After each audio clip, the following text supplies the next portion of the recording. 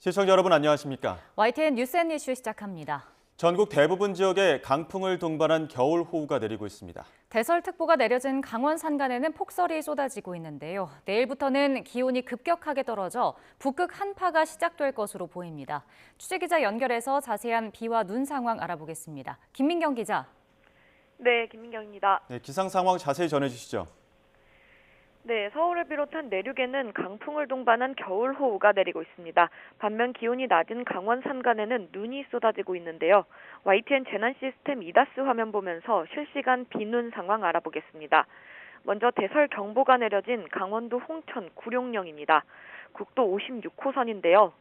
지금은 눈이 흩날리고 있지만 많은 눈이 내린 것을 보여주는 듯 갓길뿐 아니라 도로에도 하얀 눈이 쌓여 있습니다.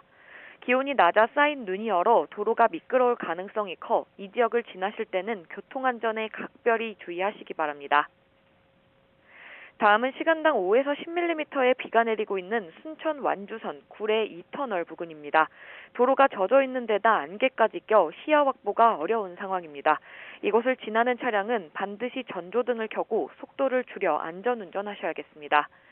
오늘까지 강원 영동과 충남 이남에는 최고 60mm, 그 밖에 전국 대부분 지역에도 5에서 40mm의 비가 내리겠습니다. 강원 중북부 산간에도 많게는 20cm 이상, 강원 내륙에도 1에서 7cm의 눈이 더 내릴 걸로 보입니다. 특히 중부지방은 오후까지, 강원 영동은 오후부터 밤 사이 시간당 10에서 20mm의 강한 비가 집중될 걸로 보여 비와 눈으로 인한 피해 없도록 주의가 필요합니다. 비와 눈은 오늘 밤까지 이어지다 잠시 그치겠지만 내일 새벽 서쪽 지역에는 또 한 차례 비와 눈이 내리겠습니다. 네, 주말인 내일은 기온이 뚝 떨어진다고요? 네, 그렇습니다. 북쪽에서 영하 30도에 달하는 북극 한기가 내려오기 때문인데요. 오늘 서울의 아침 기온이 5도였는데 내일은 영하 3도, 일요일인 모레는 올겨울 들어 가장 낮은 영하 11도까지 뚝 떨어지겠습니다. 특히 찬바람의 체감온도는 영하 10도 이하로 내려갈 전망입니다. 북극 한파가 남하하면서 내일은 전국적으로 한파특보가 내려지겠습니다. 영하 10도 안팎의 맹추위는 다음 주까지 이어질 걸로 보여 큰 기온 변화에 대비가 필요합니다. 지금까지 문화생활과학부에서 YTN 김민경입니다. 눈길 고속도로에서 차량 오중 추돌 사고가 발생했습니다. 오늘 아침 7시 47분쯤 강원도 인제군 인제읍 서울 양양고속도로 양양 방향 내린천 휴게소 인근에서 승용차 5대가 잇따라 들이받는 사고가 났습니다. 이 사고로 차에 타고 있던 7명이 다쳐 강릉과 홍천, 춘천에 있는 병원으로 나눠 이송돼 치료를 받고 있습니다. 경찰은 산간 고속도로에 눈이 쌓이며 차량이 밀린 것으로 보고 정확한 사고 원인을 조사하고 있습니다. 비슷한 시각 빗길 사고도 잇따랐습니다. 오늘 오전 7시 반쯤 서해안고속도로 서울 방향 무창포 졸음쉼터 인근에서 차 4대가 잇따라 부딪혔습니다. 이 사고로 6명이 다쳐 병원으로 옮겨졌습니다. 고속도로 순찰대는 승용차가 빗길에 미끄러져 중앙분리대를 들이받아 정차해 있는 것을 피하지 못해 사고가 난 것으로 보고 있습니다. 어제부터 계속된 비로 경기도 과천에선 아스팔트 도로가 파이는 땅꺼짐이 발생했습니다. 깊은 건 20cm 길이에 달해 달리던 차량 타이어가 파손되는 등 피해를 입은 차량이 접수된 것만 30대에 이릅니다. 권준수 기자가 보도합니다. 오늘 새벽 과천대로 인접 도로입니다. 아스팔트 도로 위로 여러 웅덩이가 눈에 들어옵니다. 계속된 비에 흙탕물이 고여 있고 곳곳엔 자갈이 흩어져 있습니다. 급한 대로 벽돌로 웅덩이를 채운 흔적도 보입니다. 모두 차도 한복판에 생긴 땅꺼짐입니다. 보이는 것처럼 빗물이 고여 있어 운전자는 깊이를 가늠하기 어려운데 벽돌과 자갈을 깔기 전에는 20cm 가까이 파여 있었습니다. 지자체와 경찰이 긴급히 안전조치를 취했지만 곳곳에 발생한 땅꺼짐을 발견하지 못한 차들은 타이어가 파손되는 등 피해를 입었습니다. 지금까지 경찰에 신고된 피해 차량은 30여 대에 이릅니다. 차가 푹 빠지더라고요. 그래서 나는 앞이 깜깜해가지고 비가 와서 잘 안 보여서 그냥 쭉 가는데 타이어가 4짝이 다 주저앉아 버렸어요. 땅꺼짐이 처음 발견된 건 어제 오후인데 복구 작업이 지연되는 사이 계속된 비로 땅이 더 깊이 꺼진 것으로 파악됐습니다. 확인하러 나가셨거든요. 그게 어디쯤인지 어느 정도 크기인지 확실하게 저희가 모르고 있어가지고. 과천시청은 출근 시간을 앞두고 자갈과 벽돌 등으로 임시 복구 작업을 진행했다며 자세한 피해 규모부터 파악할 예정이라고 밝혔습니다. YTN 권준수입니다. 오늘 오전 9시 40분쯤 서울 지하철 8호선 복정역에서 이산화탄소가 노출됐습니다.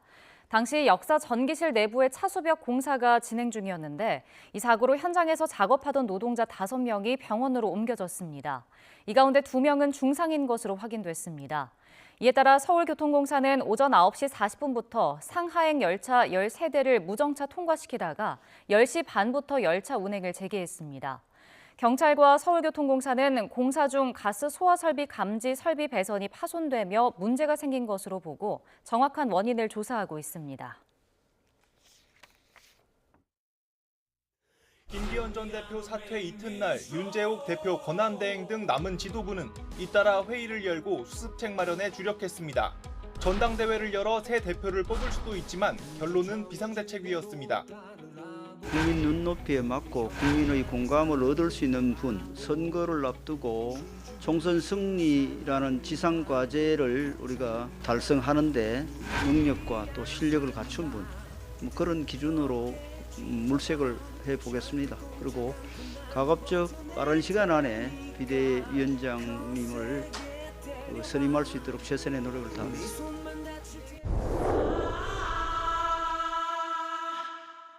만약에 비대위로 간다면 중도 확장을 할 수 있는 분들 공동으로 저는 하는 게 좋겠다는 그런 생각입니다. 공동선 비대위원장보다는 한 분이 하는 것이 훨씬 조직을 운영하는 데 효율적이다.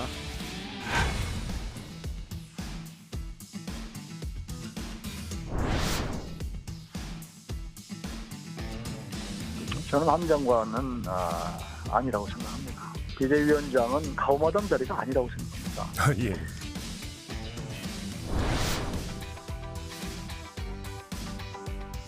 인현 혁신위가 인현 비대위로 이렇게 넘어가는 것이 어떻게 보면 가장 강력한 메시지를 국민들한테 주지 않을까, 혁신의 메시지를.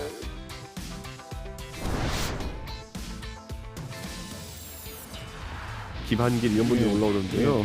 저는 그냥 헛웃음이 나오는 게 민주당 대표를 지내시고 이 사태에 있어가지고 김한길 대표의 영향이 있었냐를 놓고 갑론을박 중인데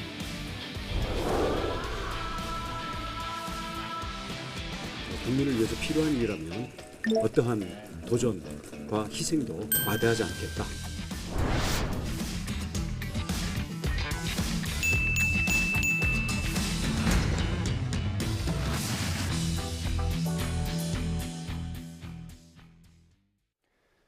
대표 공석 사퇴를 맞은 국민의힘이 비상의원총회를 열고 비상대책위 구성 등을 논의했습니다. 어떤 인물을 위원장 자리에 앉힐지와 수평적 당정 관계를 요구하는 목소리가 이어진 것으로 파악됐습니다. 국회 취재기자 연결합니다. 임성재 기자. 네, 국회입니다. 네, 국민의힘 의총 언제 시작됐습니까? 오전 10시부터 진행돼 조금 전 끝났습니다. 이 대표 공석 사태 수습책으로 비상대책위원회를 꾸리기로 한 뒤 열리는 첫 의원총회인 만큼 위원장 인선 문제가 핵심 의제였습니다. 오늘 의총은 당을 정비해 나가는 데 있어서 의원님들의 의견을 모으고 민생과 총선에 대한 결연한 의지를 확인하는 그런 의미로 소집했습니다. 현재 위원장 후보군으로는 다양한 인사들의 이름이 거론되고 있는데요. 이 내각에서는 원희룡 국토교통부 장관과 한동훈 법무부 장관이 하마평에 오른 상태입니다. 또 원외 인사로는 김한길 국민통합위원장과 인유한 전 혁신위원장 등이 언급되고 있습니다. 의총에선 10여 명 의원의 발언이 이어졌고 이 비대위원장 후보군 중 누가 적합한지를 두고 갑론을박을 벌인 것으로 전해졌습니다. 앞서 비대위원장 인선에 키를 쥔 윤재옥 당대표 권한대행 겸 원내대표는 이 소속 의원들의 의견을 종합해 적임자를 물색하겠다고 밝혔습니다. 윤석열 대통령이 네덜란드 순방을 마치고 귀국한 만큼 이 용산 대통령실과의 물밑 교감도 이뤄질 것으로 보입니다. 오늘 의총에서는 또 김기현 전 대표 사퇴를 계기로 이 바람직한 당정관계 방향에 대한 의견이 쏟아진 것으로 파악됐습니다.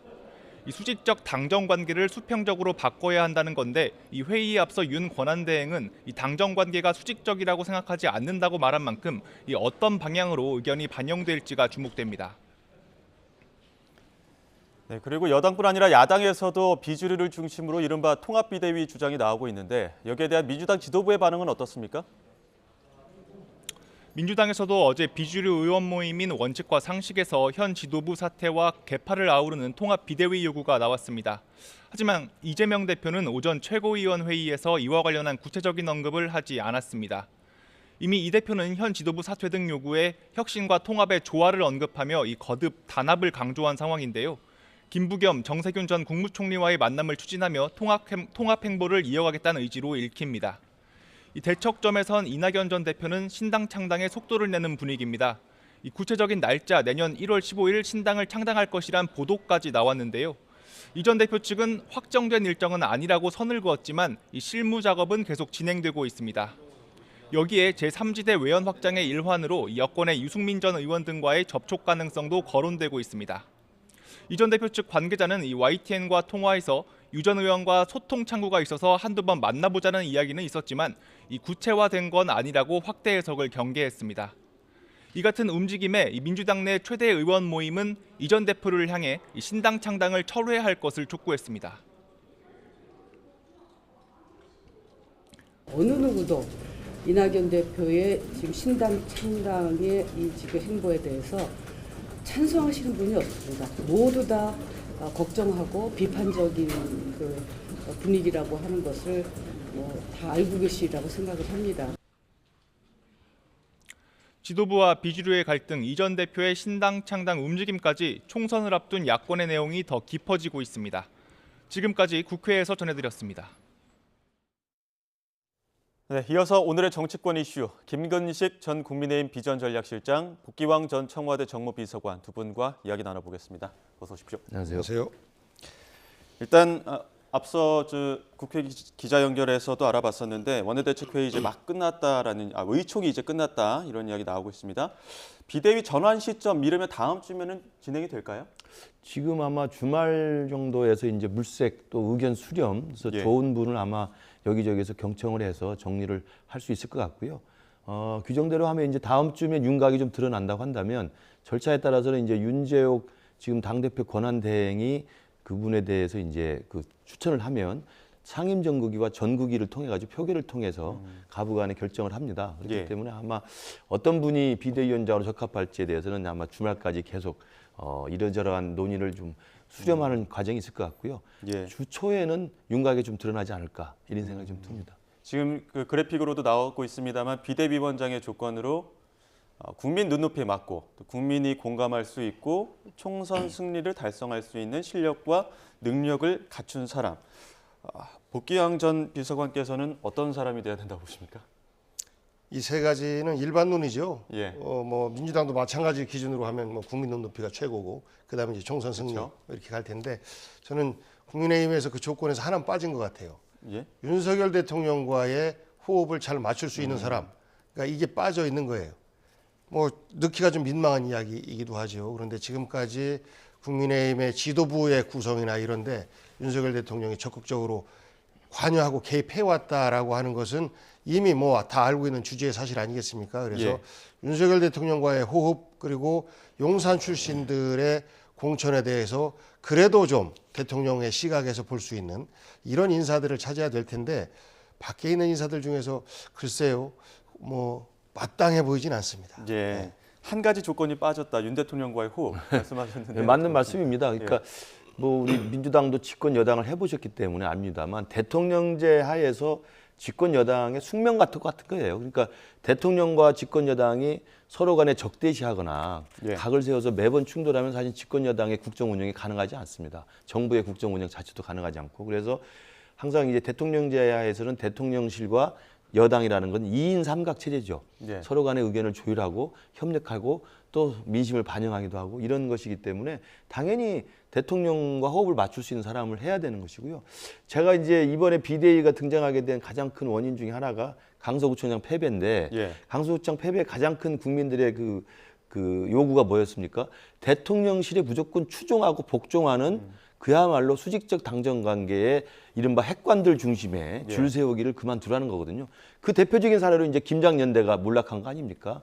대표적인 사례가 이제 장제원 의원의 줄 세우기였고, 그리고 이제 김장연대로 사실은 대표를 만들었다고 평가받는 분이 김기현 대표였기 때문에 두 분이 스스로 사퇴하고 불출마함으로써 이제는 대통령실과 호흡을 맞추되 대통령실이 할 말은 하는 이런 이제 집권 여당으로 거듭나야 된다는 것이기 때문에 저는 우리 복귀왕 비서관님 말씀이 전적으로 옳다고 생각하고요. 예. 어떤 후보가 거론이 되고 비대위원장으로 오시든 간에 이제는 국민의힘이 집권 여당으로서 자기 말을 하고 민심을 정확히 반영하고 전달하는 역할을 하되 대통령과 각을 세우지 않는. 그래서 제가 계속 얘기했던 게 로얄 오포지션이라는 말을 썼었습니다. 신뢰관계가 있는 반대를 할 수 있는 그런 사람이 돼야 된다. 그래서 이준석 전 대표 같은 경우는 이 로얄티가 없는 거죠. 예. 신뢰관계가 없는 반대만을 계속 하니까 결국은 스스로 나가겠다고 지금 정리가 된 것 예. 같고, 그 안에 있었던 김장연대는 반대 없이 그냥 로얄티만 있었던 거예요. 그냥 시킨 대로 충성만 한 거죠. 이 두 가지 한계를 극복할 수 있는 그런 후보군이 저는 와야 되지 않나 생각합니다. 예. 그러니까 친윤이 지고 찐윤이 다시 떠오르고 있는 순간이다, 이런 이야기들도 언론에서 많이 하고 있는데,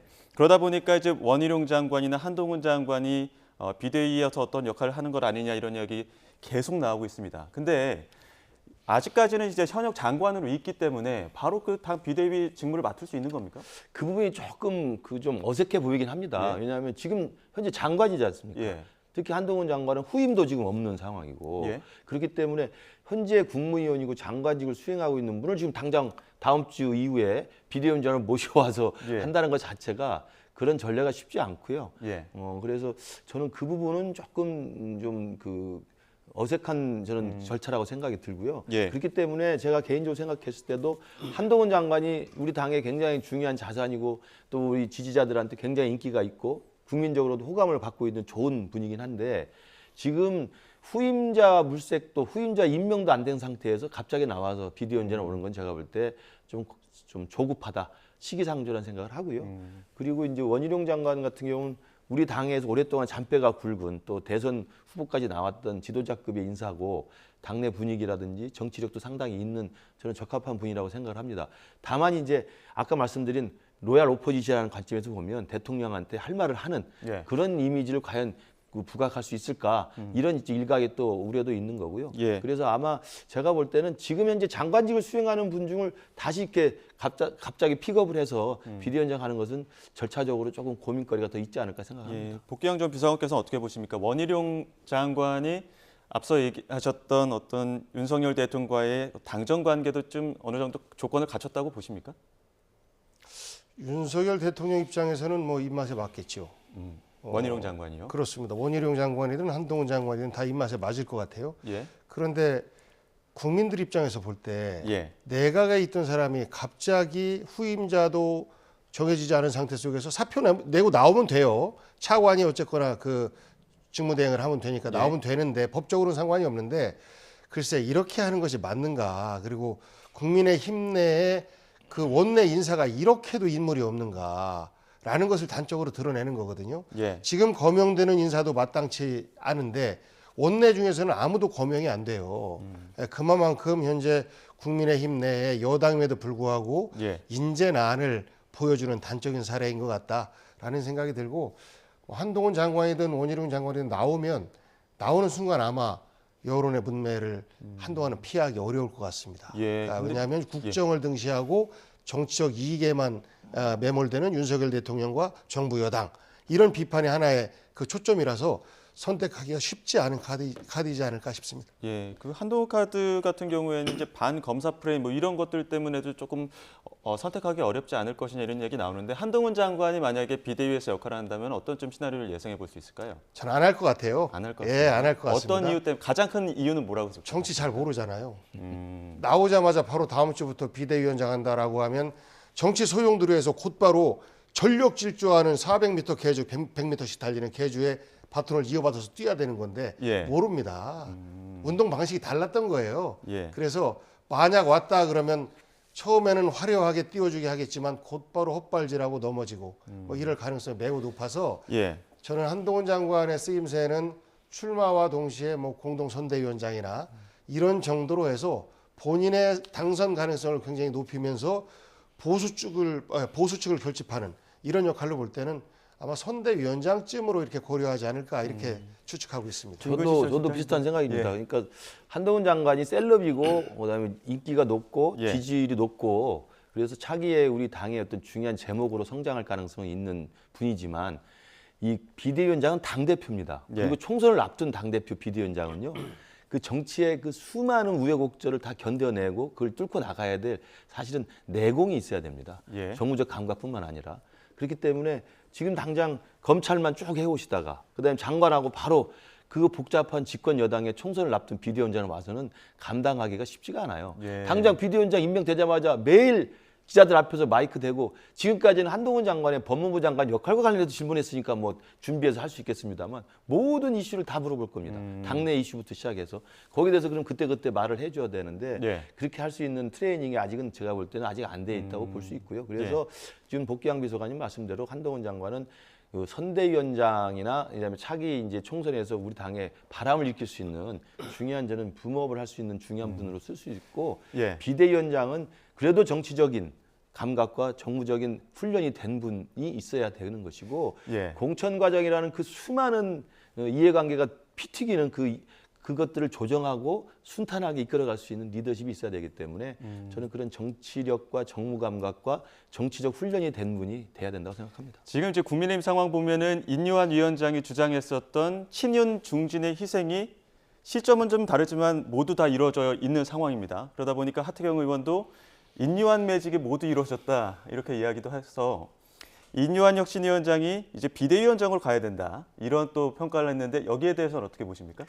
그러니까 그 인요한 위원장 카드도 제가 금방 말씀드린 정무 감각, 정치력, 정치적 훈련, 그다음에 당내 사정을 정확히 다 꿰뚫고 있어야 되는 거 아니겠어요? 그러니까 오랫동안 이 국민의힘이 지나왔던 역사적 백그라운드를 다 알아야 되고 의원 개개인과 지역 내 상황과 그다음에 그 공천에 뛰어든과 지금 현역 의원들의 모든 상황들을 다 꿰고 있어야 별 탈 없이 잡음 없이 공천 과정을 지휘할 수 있는 거거든요. 그렇다면 인요한 위원장이 혁신의 방향은 잘 정리했고 그리고 혁신위원장으로서 민심을 받아 안고 민심을 반영하는 혁신의 내용과 그 방향들을 잘 마무리를 했습니다만 비대위원장은 또 다른 자리이기 때문에 아마도 제가 볼 때는 제가 아까 말씀드린 그 전제 조건에 따진다면 인요한 위원장도 정무적인 좀 리스크가 있을 수 있지 않을까. 몇 번 마실 수가 있지 않았습니까? 정치인은 말로 흥하고 말로 사실은 추락할 수 있는 거거든요. 그래서 이 중차대한 시기에 비대위원장이라고 하는 것을 감당하기에는 조금 더 시기상조가 아닐까 저는 개인적으로 생각합니다. 근데 혁신적인 어떤 새 바람의 새 얼굴로는 괜찮다 이런 의견들도 나오긴 하는 것 같은데 어떻게 보십니까? 밖에서 볼 때는 그럴 수도 있는데요. 그야말로 밖에서 볼 때 조언하고 의견을 제시하는 역할. 이것이 혁신위원장 아니었습니까? 근데 이것은 운영을 책임지는 것하고는 완전히 다른 부분이에요. 그러니까 정치권 밖에서 이렇게 바라보니까 이러한 변화들이 필요하더라. 또 당 내부에서 내가 운영 책임이 없이 한 발짝 떨어져서 보니까 윤핵관들도 문제가 있고 영남 중진들도 문제가 있고 김기현 대표도 문제가 있고 이런 것들에 대해서 자유롭게 얘기할 수 있어요. 이야기할 수 있는 권한을 준 거죠. 그 많은 이야기 중에서 당의 채택 여부는 당이 결정하는 것인데 그런 부분에 있어서는 인요한 위원장이 특화됐는지는 모르겠습니다만 운영이라고 하는 것은 네 편 내 편 가리지 않고 다 포괄해야 돼요.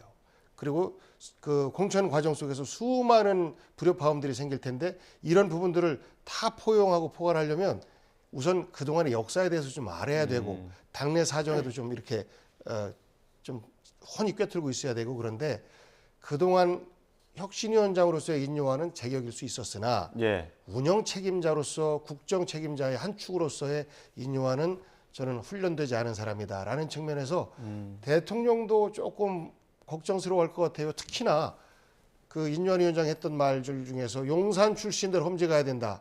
이 말은 곧 용산 출신들 공천 주기 어렵다. 근데 본인이 비대위원장이 되면 그 말을 지키고자 노력하지 않겠습니까? 그래서 대통령과도 약간은 그런 부분에 있어서의 껄끄러운 부분이 존재하지 않을까 싶습니다. 결국에는 지금 윤심에 따라서 결정될 거라는 전망이 나오다 보니까 지금 숨은 책사로 많이 좀 알려져 있습니다.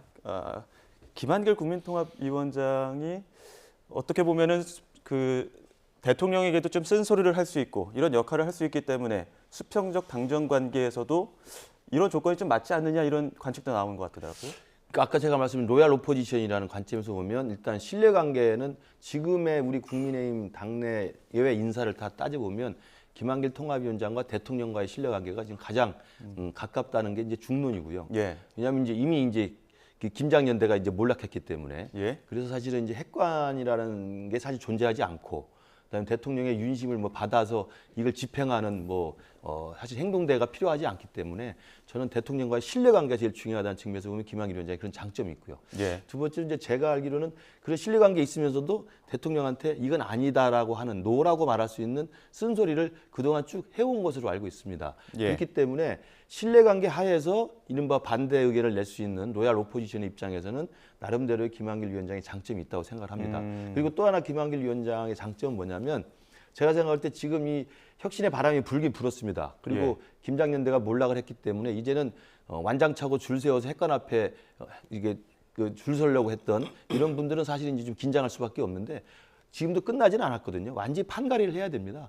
완전히 수도권 민심에 맞게 판가리를 하려면 사실은 김한길 위원장 같은 분이 와서 정말 예측 불가능할 정도로 엄청난 큰 혁신의 방향을 끌고 와야 된다는 생각도 있습니다. 그래서 예컨대 2015년에 당시 문재인 민주당 대표가 총선 앞두고 거의 폭망하는 분위기여서 그때 또 안철수 의원은 또 뛰쳐나가고 이랬던 상황에서 결국은 적장이지 않습니까? 예. 박근혜 비대위원 소속의 출신이었던 김종인 위원장을 데려와서 이해찬 전 대표부터 컷오프 시키면서 예. 사실은 결국 총선을 이겼거든요. 그렇죠. 그러니까 완전히 판을 갈아엎어야 한다는 이 절대절명의 절박한 이런 혁신의 의지가 있다고 한다면 김한길 위원장이 사실 민주당 출신이기 때문에 예. 그리고 선거 전문가고 예. 또 수도권 민심에 아주 소구력이 있는 정책과 전략을 알고 있는 분이기 때문에 영남 기득권에 갇혀 있는 우리 국민의힘의 어떤 근본적인 쇄신을 위해서라면 사실은 적절한 카드 있다는 게 제 생각이고요. 예. 그러나 이제 일부 일각에서 반대 의견이 많이 나옵니다. 그러니까요. 뭐 보수 쪽에서 거부감이 있다. 예. 그리고 또 대통령의 너무 측근이기 때문에 문제가 있다 그러는데 저는 이 부분도 사실은 저는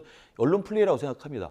보수 쪽에서는요 총선에 이기는 카드가 제일 좋아하고 환영할 만한 카드지 누가 저 민주당 출신이다 이건 중요하지 않아요. 저도 민주당 출신이거든요. 그러니까 지금 상황에서는 내년 총선에 어떤 사람이 와서 어떤 예. 당권을 가지고 지휘를 해야 이길 것인가가 절대절명의 과제이기 때문에 예. 저는 보수층에서 거부감이 있다는 말은 사실은 그걸 앞세워서 영남 기득권 일부 의원들이 김한길 위원장의 입성을 좀 막는 거라고 저는 생각을 하고요. 예. 그다음에 대통령 측근이라서 반대한다는 이야기는 그런 말할 자격들이 있는 분이 얼마나 계실까요? 그동안 정작 대통령한테 저항하고 반대하고 이건 아닙니다. 예. 흉범도 장군 흉상 이야기할 때 홍범도 장군 흉상을 옮겨서는 안 됩니다라고 말을 해야 될 상황에는 아무도 말하지 않았다가 예. 그냥 수직적 당정관계에 앞장섰던 분들이 이제 와서 김한길 위원장이 입성해서 좀 판가리를 세게 하겠다고 하니까 대통령 측근이니까 안 됩니다. 예. 이건 제가 볼 때 그 영남 기득권의 저는 또 다른 저항이라고 생각합니다. 지금까지 4분 물어봤었는데 마음속 1등은 정해진 것 같아요. 아닙니다. 마음을 들켰어요. 마음을 들켰어. 선거의 승리를 위한다면 예. 저는 그런 그 결단을 내려야 된다고 생각합니다. 복귀양 전 비서관께서 어떻게 보십니까? 아무튼 들킨 거고요. 김한길 국민통합위원장은 예. 문재인 정치인이 싫어서 민주당을 나간 사람이에요.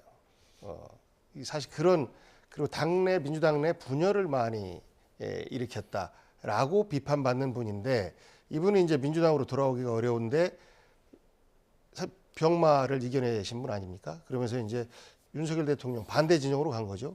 당대표 출신 중에서 민주당 인사들 가운데서 두 분이 이제 당에서 볼 때는 일종의 배신자다라고 하는 분이 옛날에 한광옥 전 민주당 대표가 박근혜 대통령의 그때도 무슨 위원장인가 하시다가 비서실장까지 하시고 그다음에 이제 김한길 통합위원장인데 글쎄요 민주당 입장에서 볼 때는 씁쓸하죠. 같은 편이었던 사람이 이제 적장으로 나서는 것에 대해서 예. 글쎄요 과연 이게 정치적으로 도의적으로 맞는 것인가라는 상대방의 감정 이런 부분에 대해서 우선 말씀드리고 저분만큼 윤석열 대통령에 대해서 잘 아는 분이 있을까요? 그러면서 동시에 저분만큼 윤석열 대통령의 뜻을 오롯이 이번 총선에서 관철시키고자 하는 분이 있을까요?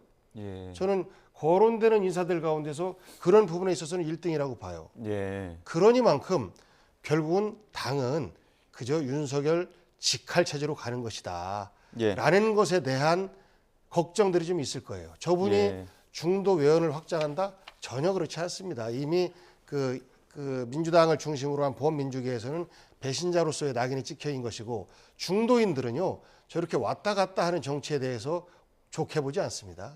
그런 면에서 보면 저는 이분은 여러 고명되는 분들 가운데서 좀 상대적으로 가능성이 좀 가장 낮은 분 아닌가 싶고 저는 한편으로 그런 생각도 해봤습니다. 과거에 그 원내대표와 비대위원장을 겸했던 이런 일들도 있었어요.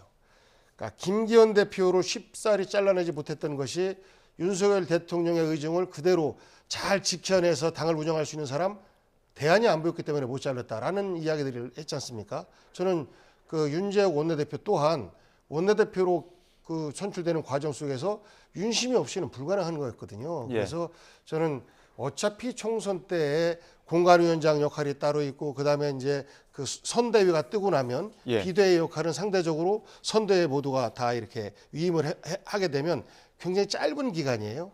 그렇게 됐을 때는 오히려 저는 이 거명되지 않는 인사들 가운데서 윤재욱 원내대표가 겸임할 가능성 또한 배제할 수 없다. 이렇게 저는 추측해 봅니다. 과거 역사 속에서 그런 일들이 종종 있었습니다. 그럼 이쯤에서 김기현 전 대표 이야기도 짧게 두 분께 여쭤보겠습니다.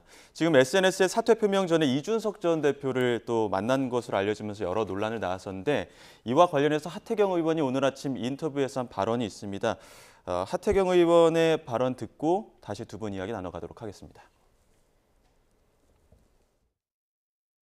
김기현 대표 정진세계는 내가 솔직히 이해가 안 되고요. 정상적인 사람은 그날 오전에는 사퇴를 결심해야 되는 거 아닙니까? 사퇴 결심이 끝났어야 되는 거 아닙니까? 그러면 더 이상 당대표가 아닌 거잖아요. 더 이상 당대표가 아닌 건데 그러면 또 당대표로서 누구를 설득을 하고 왔다? 그럼 당대표를 계속 유지할 생각을 했다는 거 아닙니까? 또 최근에 또 이제 우리 당에서 급격히 여론이 나빠진 거는 이제 초선 18명이 일종의 홍위병 역할을 했잖아요. 이제 이게 보면 누구나 보면 이제 약간 조직적으로 동원했다는 느낌이 많이 들거든요. 동료 의원들을 소중하게 생각하지 않고 정치적 일회용품으로 소모했다는 거죠. 김기현 전 대표가 이준석 전 대표와 만난 것으로 알려진 시간이 오전 11시부터 12시 정도고요. 그 이후에는 이상민 의원 만났고 사퇴 의사를 밝힌 게 5시 10분인데 그 사이 시간이 한 3, 4시간 정도 됩니다. 그 3, 4시간 동안 의사가 갑자기 확실하게 사퇴 쪽으로 갔다는 거 아닙니까? 어떤 이야기들이 오갔길래 그 3, 4시간 동안 김기현 대표의 결정적으로 선택을 하게 됐을까요? 글쎄요, 뭐 그 3, 4시간 동안 사퇴의 결심을 갑자기 굳혔다고 볼 수는 없겠고요. 왜냐면 이준석 전 대표 만났을 때만 해도 사퇴 의사는 없었던 걸로 지금 알려지고 있지 않습니까? 그래서 이제 그 오전에 이준석 대표와의 회동이 사실은 이제 수수께끼인데요. 저도 그 부분은 좀 이것저것 고민을 좀 해봤는데 일단 해명은 그거 아닙니까? 대표직 사퇴가 수면 위로 올라오기 전에 이슈화 되기 전에 잡은 일정이라는 거예요. 말이 되는 게 왜냐하면 탈당을 하겠다고 전직 당대표인데 탈당하겠다고 하니 그걸 만류해야 될 필요성 분명히 있죠. 그다음에 이준석 대표 입장에서도 탈당을 결심했으니 적어도 당대표한테는 자기가 탈당의 이유와 배경을 설명할 필요는 있는 거예요. 그래서 둘 사이의 만남은 저는 자연스러운 약속이었다고 생각합니다. 그런 이제 보통의 정상적인 사고 방식, 정상적인 그 고민이라면 오전에 오후에 사퇴할 분이 오전에 그 약속을 이행할 필요는 없는 거거든요. 그러니까요. 그래서 하태경 의원이 그 부분을 지금 지적하는 거 아닙니까? 근데 제가 볼 땐 김기현 대표께서 제가 좀 선의로 해석을 해보면 굉장히 답답하리만큼 약속과 이행에 충실한 저는 성실한 분이라고 생각해요. 약속을 잡은 거니까 사퇴를 결심한 그날까지도 약속은 그대로 이행한다. 뭐 이렇게 저는 생각을 할 수도 있다고 생각을 합니다. 그렇기 때문에 저는 크게 뭐 이 자체가 사퇴를 결심하지 않다가 뭐 이준석 대표를 만나서 오히려 불필요한 논란의 여지가 있는 이미지를 연출하면서 사퇴를 사실 떠밀려서 한 것처럼 이렇게 하려는 게 아닌가라고 하는 일각의 그런 어떤 분석 이것들을 저는 염두에 두고 한 것 같지는 않습니다. 원래 이 김기현 대표께서는 사실은 굉장히 신중하시고 합리적이시고 또 차분하시기 때문에 그런 게까지 고도의 무슨 계산을 해서 이준석과 회동을 하고 오후에 내가 SNS로 사퇴를 하면 이게 내가 대통령실 내 의지와 상관없이 떠밀려 간 거라는 것을 저하하는 듯한 그렇게 해석이 될 거야 라고 저는 생각하실 분은 아니라고 생각해요. 그냥 제가 그냥 가장 긍정적으로 선의 해석을 하면 제가 볼 때도 의아스러운 행동이긴 합니다만 이미 잡힌 약속이기 때문에 워낙 성실하신 분이어서 그 잡힌 약속을 그대로 만났다. 있다라는 정도. 그리고 당대표직을 마지막 그만둘 때까지도 당대표로서 당을 떠나려고 하는 전직 당대표의 탈당을 만류하고 또 민주당을 떠나왔던 이상민 의원을 우리 당에 좀 들여오려고 권유하는 뭐 이런 식의 좀 당대표로서 역할을 또 했을 수도 있다고 생각합니다. 약속을 꼭 지켜야 된다라는 어떤 그런 굳은 의지가 있었기 때문에 이준석 전 대표를 만났다 이렇게 말씀해 주셨는데 그렇다면 사퇴는 약속을 했으니까 했는데 불출마는 함구하고 있어서 이건 어떻게 되는 것이냐 또 두고 또 여러 분석들이 나오는데 어떻습니까? 그래서 지금 거의 보수 언론에서도 뭐 거의 정치인 취급을 안 하는 뭐 이런 지경의 비판까지도 좀 나오고 있습니다. 예. 그러니까 작은 것에 연연하는 김기현 뭐 이런 이미지를 지금 만들어내고 있는데요. 사실 지난번 강서구청장 선거 때 지고 나면 깨끗하게 물러났으면 돼요. 그런데 본인 뜻대로 다 됐겠습니까? 이것에 대한 공동 책임을 저는 그 윤석열 정부가 같이 져줘야 되는데 결국 한 사람 한 사람 버리기 시작한다. 이렇게 버리면 윤석열 정부 그 주변에 사람들이 얼마나 남고 또 총선 지나고 나면요. 다음 공천권은 윤석열 대통령이 갖고 있지 못해요. 어차피 당내 기반도 약해서 이제는 당과 그야말로 대통령 관계가 평행선으로 갈 가능성이 되게 높은데 그때 지켜줄 수 있는 사람이 누가 있을까 이런 생각을 해봅니다. 예. 한편으로 김기현 대표는 좀 안 됐어요. 그리고 이 당일날 뭐 떠나가시는 분이니까 굉장히 선의로 김기현 대표 행적에 대해서 말씀을 좀 하신 것 같은데 한편으로 조금 악하게 보면요. 반전의 가능성을 찾기 위해서 다닌 것 아닌가 이런 해석도 가능해요. 큰 파도는 그 파도 올 때만 피하든지 숨든지 하면 되는 건데 예를 들어서 이준석과의 회동이 이벤트가 된다든지 혹은 이상민 의원을 영입하는 것이 이벤트가 된다든지 해서 본인에 대한 사퇴 압박을 어떤 피하는 이런 전국 회피용으로 사용해 보려고 했으나 결국 만남 자체가 녹록지 않았었던 건 아닌가 이런 것들이 제가 볼 때는 조금 더 객관적인 시각 아닐까 싶기도 하고 그럼에도 불구하고 저는 본인이 내려올 때를 놓쳐서 지금 이러한 그 여당 내에서도 수모를 받고 있는 것 아닌가 싶고요. 저는 대통령께서 이 사람을 이렇게 관리해서는 안 된다라고 생각합니다. 예, 민주당 이야기 해보겠습니다. 지금 여권 쇄신 움직임에 지금 야당에서도 굉장히 여러 가지 목소리로 압박이 있습니다. 특히나 지금 원칙과 상식 의원들은 이재명 대표 물러나고 통합비대위로 가자 이렇게 목소리 높이고 있는데 정청래 최고위원이 결국에는 이재명 당대표 직위 넘는 공천장은 없을 것이다 이렇게 얘기를 하고 있어서 원칙과 상식의 어떤 한 발 물러나라 이런 요구에 대해서는 민주당 지금 당내 분위기 어떻습니까? 답답해하죠. 네 분의 목소리가 나머지 160명 목소리보다 더 크게 계속 나오고 지금 이제 언론이나 이런 데서도 보면요. 당내 주류의 목소리는 그냥 이런 회의했던 말이나 이런 것들만 나오고 인터뷰하는 분들은 그 네 분이서 다 해요. 그리고 원내 패널로 나오시는 분들도요. 친명 쪽은 없어요. 다 비명 쪽에 있는 분들이 대부분 나와서 패널로 활동하고 계시고 좀 너무한다라는 생각도 해보는데 그저 그 네 분의 목소리일 뿐이다라는 말씀드리고 지금 현재 민주당의 지지율이나 이런 부분들이 안착화돼 있지 않습니까? 안정적으로 딱 올라가 있어요. 다만 여기에서 머물 때는 2~3% 승부를 해야 하는 총선에서 한 발짝 더 나가야 되는데 더 못 나가면 어떡하나 라는 걱정들이 내부에 있는 것은 확실합니다. 그리고 장제원, 김기현 이런 그 변화와 혁신의 모습들 이런 모습들이 국민들에게 제대로 소구력을 가질 때 우리는 어떤 카드를 들어야 되는가 이런 걱정들을 하고는 있습니다만 이분들처럼 이재명이 없어야 민주당이 산다 이런 주장을 하는 분은 그 네 분 이외에는 없다라는 말씀 자신 있게 드립니다. 자, 김근식 전 실장님 이야기 듣기 전에 홍익표 원내대표 오늘 아침 인터뷰 내용 먼저 들어보도록 하겠습니다. 홍익표 원내대표는 순서대로 차분하게 정리 움직임이 있을 것이다 이런 말 했는데 한번 들어보시죠. 국민의힘의 변화는 전혀 민주적 정당의 변화가 아닙니다. 이건 과거 전두환 시절이나 그 강력한 야당 그 삼김실의 총재들의 막강한 권력대 행사가 이루어지는 거죠. 우리 당은 순서에 따라 차분하게 스스로 그 물러날 분은 물러났고 또 앞으로도 또 그런 움직임이 자체적으로 있을 것으로 저는 생각합니다.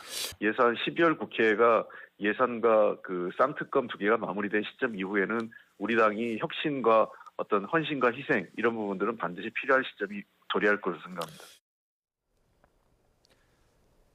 네, 국민의힘의 변화는 민주적 정당의 변화가 아니다. 우리는 순서에 따라 차분하게 움직이겠다. 어떻게 들으셨습니까? 이제 국민들이 좀 판단할 거라고 봅니다. 국민의힘이 그동안 정말 대통령한테 말 한마디 못하고 그냥 예. 민심에 역행하는 그런 어떤 흐름으로 갈 때도 숨죽이고 다 줄서기만 했다고 하는 것이 이제 지금 회초리를 맞고 다시 이제는 그렇게 하지 않겠다는 지금 비대위 체제로 가고 있는 것이고요. 그리고 대통령한테 가장 가까운 그 측근이라고 불렸던 이 장제원 의원과 김기현 대표가 스스로 사퇴하는 지경까지 갔기 때문에 그래도 우리 국민의힘은 변화의 몸짓을 지금 시작을 한 겁니다. 과연 지금 민주당이 변화의 몸짓을 조금이라도 하고 있나요? 변화해달라고 그렇게 목매달고 이야기하는 저 이른바 원칙과 상식 모임에 있는 분들조차도 지금 이제 튕겨 나갈 수 있는 수순밖에 남지 않지 않습니까? 이달 말이면 결국 나가는 수순으로 갈 수밖에 없는 것이어서 과연 이 국민의힘이 당대표가 사퇴를 하고 최고의 대통령 측근이 잘못을 인정하고 반성하면서 불출마를 선언하는 희생과 결단의 모습을 그래도 몸짓으로 보이고 있는 상황에 민주당은 무슨 변화를 보여주고 있죠? 저는 지금 선거 무조건 대통령 지지율이 40% 이하기 때문에 민주당은 수도권에서 무조건 이긴다라고 낙관적으로 보고 계신 것 같아요. 그 말도 사실은 맞습니다. 그래서 우리들은 정말 절박한 건데 그렇게 지금 안이하게 낙관적으로 했다가는요. 저 되치기 당할 수 있다고 생각해요. 제가 이 말씀 뭐 드리는 게 맞는지 안 드리는 게 맞는지 모르겠습니다만 이 우리 국민의힘 변화와 혁신의 어떤 이 소용돌이 속에서 민주당은 완전 무풍지대이고 이재명 대표 친명 일색화돼서 모든 사람들이 그냥 이재명 대표를 옹이하는 데만 나서고 있다고 한다면 누구 하나 희생하고 결단한 사람이 누가 있습니까? 괜히 죄 없는 이 초선들만 2명 지금 불출마 선언 최근에 하지 않았습니까? 586 기득권 세력들 그리고 이재명 대표를 옹이하는 이 지도부 이분들이 지금 뭐 하나 내려놓은 게 있나요? 저는 이건 돌아오는 부메랑이 될 수 있다. 그건 이재명 대표의 민주당이 명심해야 될 때문이라고 생각해요. 지금 변화의 어떤 기점이라고 해야 될까요? 원칙과 상식이 제명인의 마을 이장직 내려와라 이랬는데 지금 일부 보도에 따르면은 지금 이재명 대표가 그 제명인의 마을 이장직에서 내려올 것을 검토하고 있다. 이렇게 나오고 있더라고요. 그런 이야기 나오고 있습니까? 우선 그 전에 이제 개딸들이라고 그 불려오셨던 분들이 이제 개딸 명칭 폐기한다. 우리는 그냥 민주당원이다. 사실 진작했어야죠. 그 이름이 별로 안 좋잖아요. 아무리 풀어놓고 보면 좋은 뜻이지만 줄여서 하면 별로 안 좋은 건데 진작했어야죠. 이런 거는 이재명 대표가 그 제명인의 마을이나 이런 데서 굳이 대표로 있지 않아도 충분히 당원들은 민주당을 중심으로 해서 안정적으로 이제 참여하고 그 자기 의견을 낼 수 있는 구조가 만들어졌다라는 판단이 들었기 때문에 지금 그만두는 것은 뭐 얼마든지 가능하다라고 생각해요. 그런 면에서 볼 때 어떤 것이 당을 좀 더 그 단결시키는 데 있어서 유리할지에 대한 판단을 내릴 수 있다라고 봅니다. 하지만 그 전에는 밀리듯이 쫓기듯이 만약에 그런 행위를 한다라고 하면 그다음에 또 2단계, 3단계 계속되는 요구들이 나오기 때문에 그때는 받고 싶어도 수용하지 못하는 뭐 이런 상황이었을 것 같아요. 그리고 조금 전에 이제 말씀하신 부분, 민주당은 시스템 공천을 합니다. 그리고 민주당은 현재로서는 지난 대선 패배 책임과 관련해서는 전당대회를 통해서 이제 이재명 대표가 됐던 것이고, 그 다음에 우리가 강서구청장 재보궐선거에서 졌다라고 하면 이재명 대표 체제는 완전히 무너져 버리는 거죠. 그런데 우리는 이겼어요. 그것도 어마어마하게 큰 17% 이상 차이로 이겼기 때문에 승자들에게 패자와 똑같은 책임을 묻는 것은 그거는 온당하지 않죠. 결국은 승자는 이 승리의 기운을 어떻게 잃지 않고 잘 이끌어서 총선까지 이어갈 거냐라는 고민을 하는 것이기 때문에 패자인 국민의힘의 변화 혁신 모습과는 조금 다르게 나타날 수밖에 없다라는 말씀드리고, 그리고 아까 홍익표 원내대표 말씀하신 것처럼 12월 22일이면 쌍특검, 그 도이치모터스 김건희 주가 조작 사건과 또 50억 클럽과 관련된 그 특검이 이제 본회의에 상정이 됩니다. 요거까지 안정적으로 관리되고 나면 그 다음에 정확하게 공천관리위원회를 꾸릴 때입니다. 공천관리위원회를 꾸리면서 동시에 이제 공천이 하나둘 시작되면서 그 직전에 선대위를 꾸리고 그럴 텐데요. 이럴 때 그 선대위에 현재 있는 최고위원회의 모든 권한을 그쪽으로 이양을 하게 될 겁니다. 그러면 자연스럽게 지도체제가 시스템과 절차에 의해서 이렇게 진행되기 때문에 뭐 그렇게 급하게 서두르지 않아도 민주당은 차근차근하게 수성의 어떤 굳건하게 지킬 준비를 하고 있다 하는 말씀드립니다. 예, 알겠습니다. 여기까지 듣도록 하겠습니다. 지금까지 김근식 전 국민의힘 비전전략실장, 복귀왕 전 청와대 정무비서관 두 분과 함께했습니다. 오늘 말씀 고맙습니다. 고맙습니다.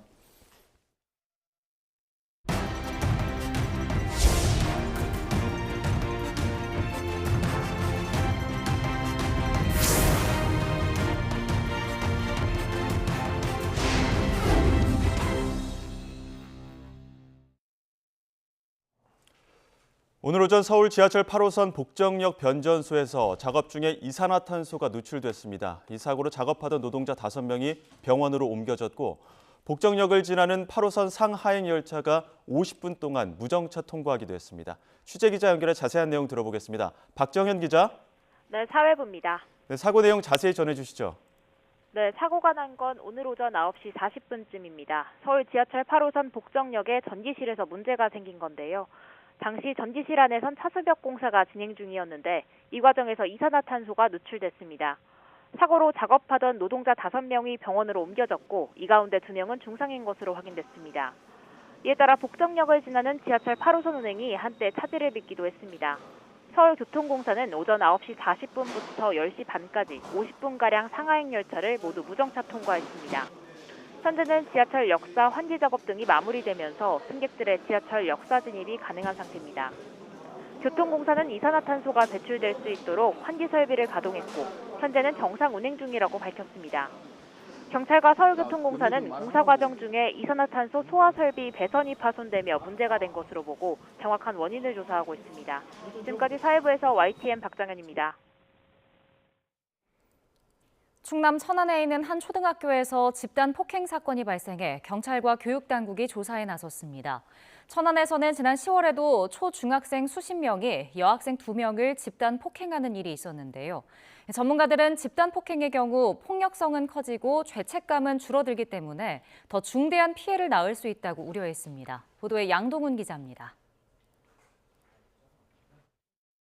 한 남학생이 여학생의 머리채를 잡고 끌고 다니고 다른 남학생이 다가와 발로 걷어찹니다. 두 여학생의 머리를 붙잡은 뒤 강하게 잡아당겨 몇 번이나 서로 부딪히게 합니다. 지난 9월 말 충남 천안에 있는 한 초등학교에서 학생 10여 명이 여학생 2명을 둘러싼 뒤 집단 폭행하는 장면입니다. 학교 내부 CCTV에는 긴 시간 동안 이어진 집단 폭행 장면이 고스란히 담겼습니다. 피해 학생 중 한 명의 학부모는 YTN에 집단 폭행을 당한 딸이 극단적 선택을 고민할 정도로 고통스러워했다고 밝혔습니다.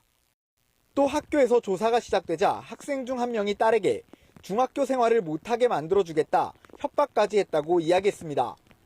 경찰은 CCTV 영상을 통해 직접 폭력을 저지른 남학생 3명을 확인했다며 모두 촉법 소년이기 때문에 조사가 끝나는 대로 소년부 송치할 방침이라고 밝혔습니다. 피해 학생 신고를 받고 사안을 조사해온 교육당국은 다음 주 학교폭력대책심의위원회를 열 예정입니다. 천안에서는 지난 10월에도 초중학생 20여 명이 집단 폭행을 저질러 5명이 재판에 넘겨졌고 촉법소년 10여 명이 소년부 송치됐습니다. 전문가들은 집단 폭행의 경우 폭력성은 증가하고 죄책감은 감소해 더 심각한 폭행으로 이어지는 경향이 있다며 우려를 내비쳤습니다. 여러 명이서 폭행을 하게 되면 그 군중 심리에다가 나만 그러는 게 아니라 다른 아이들도 하니까 죄책감이 많이 희석이 되는 경향이 많아서 집단 폭행이 많이 이루어지고요. 그러면서 단순히 엄벌에만 초점을 맞출 게 아니라 학교와 가정, 사회가 합심해 어린 나이부터 반복적인 교육에 나설 필요가 있다고 강조했습니다. YTN 양동훈입니다. 초등학교 기간제 교사가 학부모의 폭언과 항의성 민원에 시달리다 숨졌다는 의혹이 사실로 드러났습니다. 서울시 교육청은 지난 1월 기간제 교사 오모 씨가 스스로 목숨을 끊은 사건을 감사한 결과 오 씨가 학교 방침에 따라 개인 전화번호를 학부모들에게 공개하면서 주말과 퇴근 후에도 학부모 민원에 응대해야 했던 점을 확인했다고 밝혔습니다. 특히 지난해 6월 학교폭력 사건을 중재하던 중 가해 학생 학부모에게서 경찰 신고 등의 협박과 폭언을 듣고 우울증 치료를 받아왔다고 설명했습니다. 다만 고인을 치료한 병원에서 오 씨가 스스로 목숨을 끊은 것은 병적인 행동에 의한 것이란 판단을 내렸다며 다만 우울증 발병 요인과 관련해 해당 학교와 관리자들의 법령 위반 사실은 확인하지 못했다고 밝혔습니다. 아동 성범죄자 조두순이 야간 외출 제한 명령을 어기고 집을 나섰다가 적발돼 전자장치 부착법 위반 혐의로 재판에 또다시 넘겨졌습니다. 조 씨는 지난 4일 밤 9시쯤 아내와 다퉜다는 등 가정 불화를 이유로 야간 외출 제한 명령을 어기고 경기 안산시에 있는 집 밖으로 40분가량 외출한 혐의를 받습니다.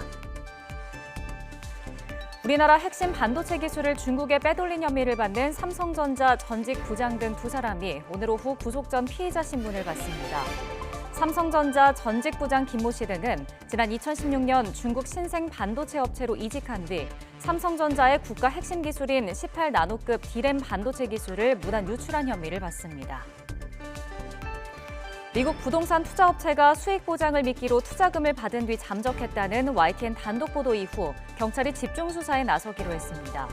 지난 12일까지 취재진이 확인한 피해자는 모두 40여 명, 피해액은 최소 4억 원 정도로 SNS에서 피해 사실을 공유하는 사람은 100명 안팎까지 늘었습니다.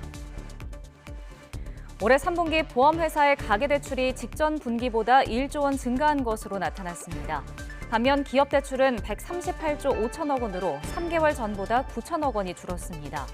한 달 이상 원리금을 연체한 연체율은 직전 분기보다 0.17%포인트 늘어 0.47%입니다. 내년 1월부터 코로나19 선별 진료소가 3년 만에 운영을 종료하면서 진단검사는 일반 의료기관에서 시행하게 됩니다. 다만 코로나19 위기 단계는 경계를 유지하고 병원 마스크 착용도 그대로 의무화합니다. 국제사회의 휴전 요구가 거센 가운데 미국의 외교 안보수장이 이스라엘을 찾아 저강도 공세로 전환할 것을 요구했습니다.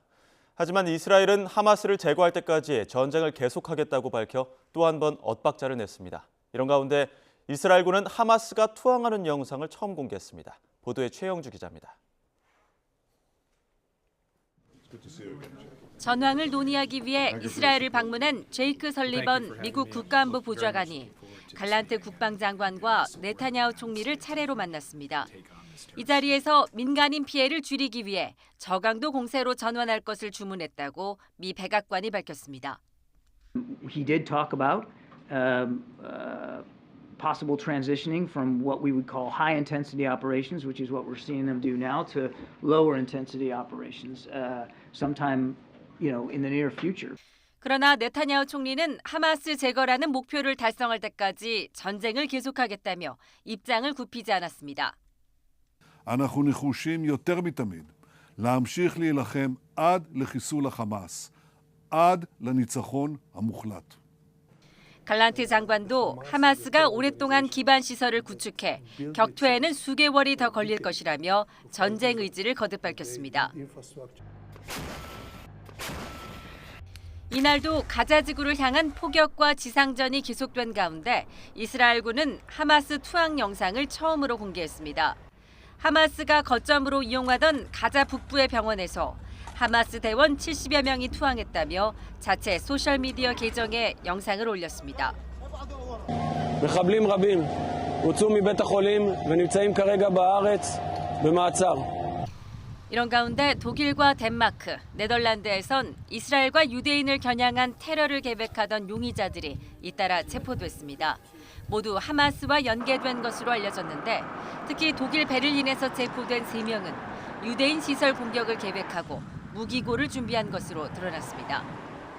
전쟁이 장기화되면서 미국과 이스라엘 두 동맹 간 이견이 노출된 가운데 하마스의 한 고위 관리는 휴전을 위한 진지한 대화가 진행되고 있다고 밝혔습니다. YTN 최영주입니다. 어제에 이어 오늘도 강한 비바람이 불고 있습니다. 현재 비구름이 전국을 뒤덮고 있는 모습이고요. 특히 경북에는 시간당 10mm 안팎의 강한 비가 집중되고 있습니다. 또 기온이 낮은 강원 산간에는 많은 눈이 내리면서 대설 경보가 발효 중입니다. 오늘은 중부를 중심으로 시간당 20mm 안팎의 강한 비가 집중되겠습니다. 영동과 영남의 최고 60mm, 그 밖의 지역에도 5에서 40mm의 비가 예상되고요. 강원 산간에는 최고 20cm의 폭설이 더 쏟아지겠습니다. 비와 눈이 내리며 도로 미끄럼 사고가 우려됩니다. 또 전국적으로 초속 15에서 20m 안팎의 강한 바람이 불고 있으니까요. 시설물 관리와 안전사고에 각별히 유의하시기 바랍니다. 오늘 퇴근길부터는 찬 공기가 남하하며 날씨가 추워지겠습니다. 서울 한낮 기온 6도로 어제보다 조금 낮겠습니다. 주말인 내일부터는 북극 한파가 찾아오겠고요. 기온이 낮아서 서울 등 전국 곳곳에 눈이 내리겠습니다. 휴일에는 서울 아침 기온이 영하 11도 안팎까지 떨어질 전망입니다. 날씨였습니다. 이어서 뉴스 앤 이슈 2부가 방송됩니다. 저희는 잠시 뒤에 돌아오겠습니다.